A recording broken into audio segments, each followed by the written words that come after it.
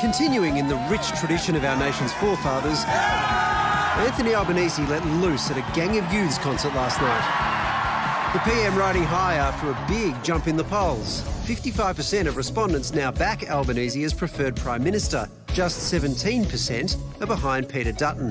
It's a tough pill to swallow for an opposition mired in the former PM's multiple ministries controversy. Mr Morrison's behaviour was extraordinary. What we see as an opposition is a Liberal Party which is completely at odds with itself. Undermined our parliamentary democracy. There needs to be some political consequence. And he does need to be held to account for it. Today, the Solicitor General's advice on Morrison's misdeeds was released, and it was scathing, finding the ministerial appointments were valid, but that the secrecy around those appointments undermined the principles of responsible government. This isn't something that can be just dismissed. We will make a future announcement about an inquiry. The Greens backing that inquiry, the opposition not so much. I just want the government to focus on the things that matter. If Mr Albanese wants to make this a great big inquiry and go on and on, good luck to him. Let's understand what this is. He wants to enact a high political price. A political price, that's what this is about. One thing the inquiry seemingly won't address is the role of the Governor-General. The report makes clear that the Governor-General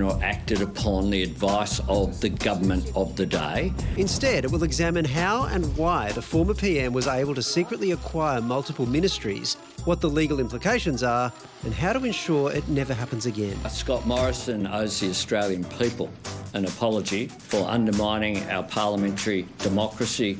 This is about the Australian people. That's who, at the end of the day, we're accountable for. We have heard from Morrison today. He's put out a statement.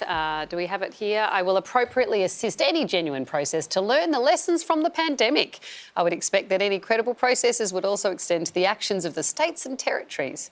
So he would assist an inquiry that no one's suggesting? No. It's not Didn't realise it was about the pandemic. It's not really. I know he wants to make that connection, though. Does anyone understand why we need this inquiry, though? To make sure it doesn't happen again? Is that the only way? Look at Helia.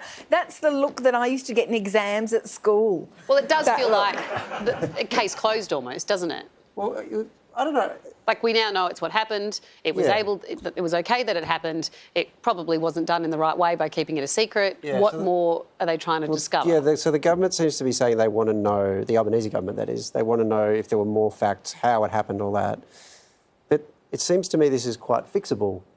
You could change the law so that this was not possible. You have to make public any move like that? Or yeah, and the way you would do that is you would ask a lawyer to come up with the answer to that question. You would just brief a solicitor. Do you need an inquiry to figure that out?